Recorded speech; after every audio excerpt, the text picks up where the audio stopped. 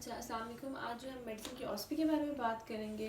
जो मेडिसिन की ऑस्पी होती है, जैसे मैंने टॉस में बताया था, वो कितने मार्क्स की होती है। जो मेडिसिन की ऑस्पी है वो उसी तरह मार्क्स की होती है कि 240 मार्क्स की ऑस्पी होती है और 760 मार्क्स का आपको होता है आपका जो वार्ड टेस्ट जो कॉलेज की तरफ से आपकी ऑस्पी के मार्क्स आते हैं। ठीक है, इसमें 10 स्टेशन होते हैं। 10 स्टेशन के बाद उसमें जो है वो 10 स्टेशन से जो 8 स्टेशन होते हैं वो स्टैटिक होते हैं। जो एक स्टेशन बता रही हूँ, पहला स्टेशन बता रही हूँ, उसमें एक्सरेज आते हैं। एक्सरे न्यूमोथोरिक्स का आ सकता है, एक्सरे प्लूरल फ्यूजन का आ सकता है, एक्सरे टीबी आ सकता है, X-ray lobar pneumonia, it's can bronchopneumonia, lobar pneumonia बहुत लोग में होते हैं। सीओपीडी का एक्सरे आ सकता है, पल्मोनरी एडीमा आ सकता है। जो एक्सरेज और हो सकते हैं उसमें आपने क्या देखना होता है, बेसिकली आपने एक्सरेज में देखना होता है कि आपके पास कार्डियोफ्रेनिक और जो आपके पास कार्डियोफ्रेनिक तो बहुत दूर की बात है। पहले क्या देखना होता है कि ट्रकिया आपके पास क्या है, कि सेंट्रलाइज है कि नहीं सेंट्रलाइज। ठीक है, फिर आपने देखना होता है कि ब्रोंकाई हैं कि नहीं हैं। ब्रोंकाई प्रेजेंट है, ब्रोंकाई सेंट्रलाइज है, ट्रकिया के साथ ही हैं, 2 ब्रोंकाई है, किसी में ऑब्स्ट्रक्शन तो नहीं हुई हुई। फिर इसके अलावा आपने क्या देखना होता है, क्लेविकल सारी जो बोन डिफॉर्मिटी तो नहीं है, क्लेविकल में फ्रैक्चर तो नहीं आया हुआ, सब कुछ देखना होता है। लाइक अगर आपके पास लंग एक्सरे है ना, तो पहले तो आपने व्यू देखना है कि एपी व्यू है, पीए व्यू है, लैटरल व्यू है, सब कुछ आपने देखना होता है। इसके बाद दूसरा क्वेश्चन ये होता है कि आपके पास क्या है कि ये जो ये है डायफ्रेम हो गया, ट्रकिया आ गया, क्लेविकल्स आ गए, उसके बाद ये है क्लेविकल्स आ गए, 2 ब्रोंकाई आ गए।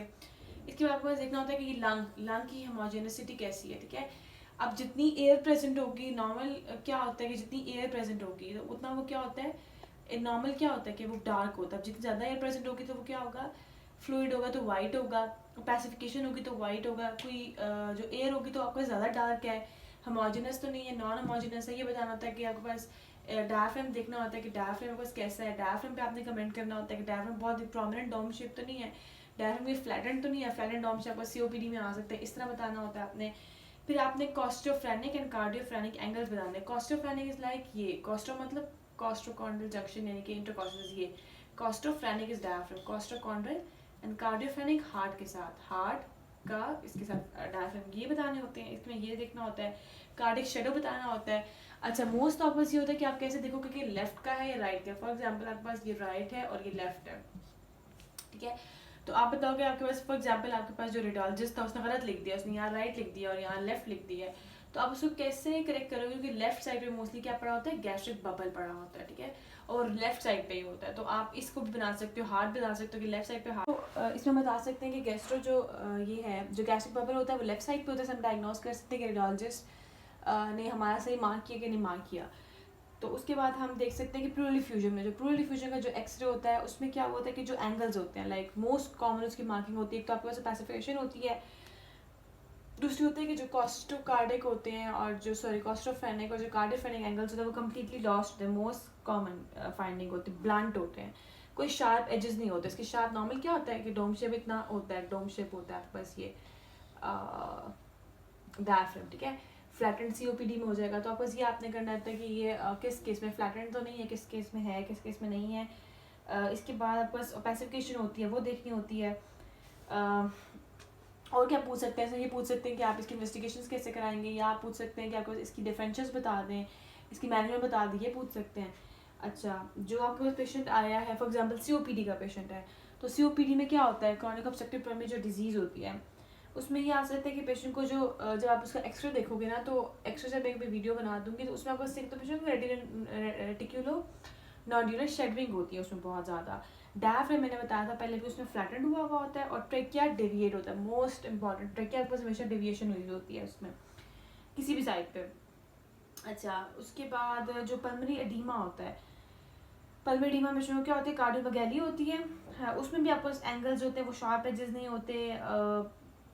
आपस जो होता है कार्डियोमेगाली हुई भी होती है, या पेशेंट को कार्डियोथोरेसिक रेशो जो होता है जब मेजर करते हैं फ्रॉम सेंट्रल से लेकर आपके पास किसी भी जहाँ पे वाइडेस्ट एंगल है उधर से मेजर करते हैं कार्डिक, और जो थ्रेसिक एंगल्स होते हैं उनको मेजर करते हैं और फिर उसका रेशो निकालते हैं। 0.5 ज़्यादा नहीं होना चाहिए, अगर ज़्यादा है तो उसका मतलब है कि जो है कार्डियोथोरेसिक रेशो इंक्रीज हुई हुई है, कोई कार्डियोमेगाली हुई हुई है, पल्मोनरी एडीमा, इसी चीज़ आती हैं। अच्छा, इसी चीज़ में मैं वीडियो बनाऊंगी, अभी नहीं, पहले मैं कोर्स कवर करने के बाद बनाऊंगी। इसी आपके पास 2 इसी चीज़ें होती हैं, ठीक है, तो इसी 5 मार्क्स की एक होती है, लाइक 10 मार्क्स का एक डिसीजन होता है। तो इसी में आपके पास कोई भी जाती है, like anterior septal wall M I आ सकता है, एंट्रोसेप्टल वॉल एम आई आ सकता है, इंफीरियर वॉल एम आई आ सकता है, पोस्टीरियर वॉल एम आई आ सकता है। 3 एम आई की होती हैं। जो वेंट्रिकल टैकीकार्डिया वो बहुत इंपॉर्टेंट है, वेंट्रिकल टैकीकार्डिया है। उसके बाद बहुत ज़्यादा इंपॉर्टेंट है वेंट्रिकुलर, मोस्ट इंपॉर्टेंट फिब्रिलेशंस की होती है। फिब्रिलेशन में वेंट्रिकुलर और एट्रियल फिब्रिलेशंस होती है। तो हम ईसीजी में क्या देखते हैं कि रेट देख सकते हैं, रिदम देख सकते हैं उसका। इसके अलावा उसमें जो है रेट देखेंगे पेशेंट का। जब आपके पास जब ईसीजी आपके पास आएगी सबसे पहले आपने क्या क्या होता है, रेट देखनी होती है कि रेट कैसा है। तो आप रेट को निकालने के रिदम देखते हो, एकदम रेगुलर है कि इरेगुलर सा रिदम है। अगर अब आप पहले क्या देखते हो कि रेट देख रहे होते हो, रेट देखने के लिए रेट देखते हो, रिदम देखते हो। तो आप जो स्मॉल स्क्वायर्स होता है रिदम देखने के लिए जो आपको रेट होता है, रेट देखने के लिए होता है। फॉर एग्जांपल ये आपको ईसीजी है, टी वेव, फिर पी क्यू आर एस और टी वेव, ठीक है, क्यू आर एस और क्यू आर एस, ठीक है। तो क्या होता है कि अगर आपको अगर रेगुलर रेट क्या है, रेगुलर की इरेगुलर आप ये देखते हो। अगर रेगुलर है तो आप देखते हो कि जो आपके पास नंबर ऑफ बिग स्क्वायर्स कितनी है बिटवीन 2 आर, ये नंबर ऑफ बिग स्क्वायर्स कितने होते हैं, एक बिग स्क्वायर होता है, ठीक है। तो उस नंबर ऑफ बिग स्क्वायर्स, कितने बिग स्क्वायर्स हैं जो कितने उसके अंदर बिग स्क्वायर्स आ रहे हैं, ठीक है। तो आप बड़े स्क्वायर को कैलकुलेट कर लेते हो। तो अगर जो नंबर ऑफ बिग स्क्वायर्स उसको डिवाइड करते हो, फॉर एग्जांपल मेरे नंबर ऑफ बिग स्क्वायर्स कितने थे, 3 थे, ठीक है। कि मेरे पास 1 2 3 है, तो 3 को डिवाइड करोगे आप 300 के साथ, ठीक है। तो आपके पास 100 रेट आ जाएगा, यानी कि आपके पास पेशेंट को टैकीकार्डिया नहीं है, ठीक है, पेशेंट को नॉर्मल है। तो टैकीकार्डिया अगर 100 से ज़्यादा हो तो टैकीकार्डिया, और 60 से कम हो तो ब्रेडिकार्डिया। तो इससे आपको पता लग जाएगा कि आपके पास टैकी जा रहा है या आपके पास ब्रेडिकार्डिया, ठीक है। रेट आपको सबसे इंपॉर्टेंट है। आप रिदम देखते हो कि रेगुलर रिदम है, इरेगुलर रिदम है, रिदम रेगुलर इरेगुलर है, regular regular irregular regular rhythm होता है, ठीक है, ये देखते हो। फिर आप जो आपको फिब्रिलेशंस की होती हैं, जो फिब्रिलेशन की बहुत सारी फाइंडिंग्स है, इसकी अलग वीडियोस बनाऊंगी भी, मैं बता रही हूँ भी कि इंपॉर्टेंट कौन सा वी टैग की है। फिब्रिलेशन, वेंट्रिकल फिब्रिलेशन और एट्रियल फिब्रिलेशन दोनों आ गई। इसके अलावा हाँ, लेफ्ट बंडल ब्रांच ब्लॉक की बहुत इंपॉर्टेंट है और राइट बंडल ब्रांच ब्लॉक की बहुत इंपॉर्टेंट है, ये दोनों आती हैं। एम आई की होगी 3, बंडल ब्रांच ब्लॉक की 2 हो गई, ठीक है। और टैकीकार्डिया की 1 और एक ब्रेडिकार्डिया की भी कर, और सुप्रावेंट्रिकल टैकीकार्डिया बहुत इंपॉर्टेंट है। एसवीटी की बहुत ज़्यादा आती है, इसमें से एलिवेशन हो रही होती है, बहुत ज़्यादा आती है, ठीक है। इसके बाद काउंसलिंग। अच्छा, काउंसलिंग तो आपके पास बिल्कुल आपने करना होता है कि पेशेंट को आप कैसे काउंसिल करोगे। तो उसमें आपको हाइपरटेंशन मोस्ट इंपॉर्टेंट होता है, डायबिटीज़ की बहुत ज़्यादा आती है, डिप्रेशन, रूमेटाइटिज्म, गेंचिया भी कहते हैं। आपको इसके उर्दू के आपको कैसे पेशेंट को समझाओगे, आपको आना चाहिए, कैसे पेशेंट को समझाओगे आपको ये बीमारी है, आपने कितनी दवाई कैसे खानी है, आपने एक्सरसाइज कैसे करनी है, आप सब कुछ उसे समझाना है, ठीक है। इसके अलावा आपका एक CNS का केस आता है। स्टैटिक में आपको कुछ भी आ सकता है, लाइक एमरजेंसी की एक ही है कि बस ये और एक ये जो है ना इमरजेंसी केस एक ही है। तो आपको मेनिंजाइटिस मोस्ट कॉमन आता है, पेशेंट को पूछ सकते हैं। एक पेशेंट आया था, उसको फीवर था, नेक स्टिफनेस थी, साइंस पूछ सकते हैं कौन से साइंस होते हैं इसके, जिनकी साइंस और कर्निंग साइंस हो सकती है, ये पता होना चाहिए। इन्वेस्टिगेशन कौन से करेंगे, CSF एनालिसिस करेंगे, लैम्बर पंचर करवाएंगे, ये आ सकता है। वायरल केफलाइटिस में पूछ सकते हैं क्या क्या होता है, इसका भी CSF एनालिसिस पूछ सकते हैं। इसकी ट्रीटमेंट साइक्लोवेर होती है, 10 माइक्रोग्राम पर kg होती है। मेनिंजाइटिस हम क्या क्या देखते हैं, मेनिंजाइटिस की बैक्टीरियाज पूछ सकते हैं।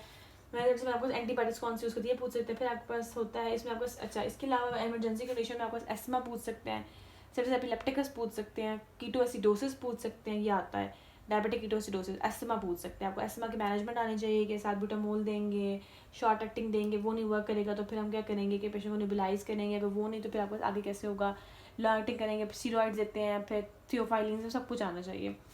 इसके अलावा फिर आपको एक होता है डर्मा का सेक्शन, अगर एक डर्मा आती है या फिर रिमेटोलॉजी आती है, इन दोनों में से एक आता है, ठीक है, जरूरी नहीं सब कुछ है। तो डर्मा में से जो है ना वो मोस्ट कॉमन सोराइसिस देते हैं, वील्स, वील्स मतलब इसका तो है, लेकिन आर्टिकेरियस में पेशेंट को जो होता है ना वो ऐसे बने हुए होते हैं। शिंगल्स आता है, एक जगह वैसे को रैश हुआ वो तो शिंगल्स कहते हैं।